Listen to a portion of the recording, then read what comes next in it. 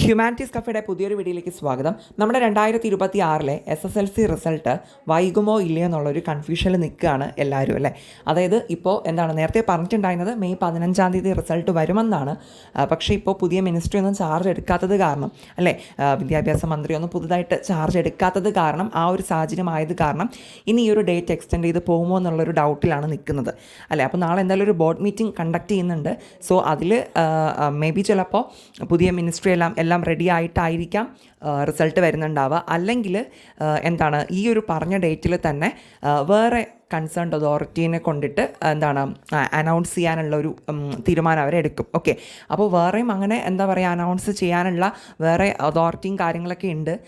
So may be ചിലപ്പോൾ അങ്ങനെ തന്നെ വന്നേക്കാം, അല്ലെങ്കിൽ ചിലപ്പോൾ എക്സ്റ്റെൻഡ് ചെയ്തും പോകാനായിട്ട് ചാൻസ് ഉണ്ട്. പക്ഷേ എന്തായാലും നേരത്തെ ഇത് കൺഫേം ആയ ഡേറ്റ് ആണല്ലോ മെയ് 15 എന്ന് പറയുന്നത്.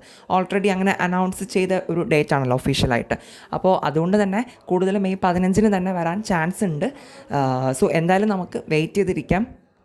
ദെൻ റിസൾട്ടിൻ്റെ റിസൾട്ട് ആ ഒരു ഡേറ്റും കാര്യങ്ങളൊക്കെ ഇനി വരുമ്പോൾ ആ ഒരു ടൈമിൽ തന്നെ നമ്മൾ ചാനൽ അപ്ഡേറ്റ്സ് തരുന്നുണ്ടായിരിക്കും. സോ എല്ലാവരും ലൈക്ക് ചെയ്ത് ഷെയർ ചെയ്ത് സബ്സ്ക്രൈബ് ചെയ്ത് വച്ചേക്കുക.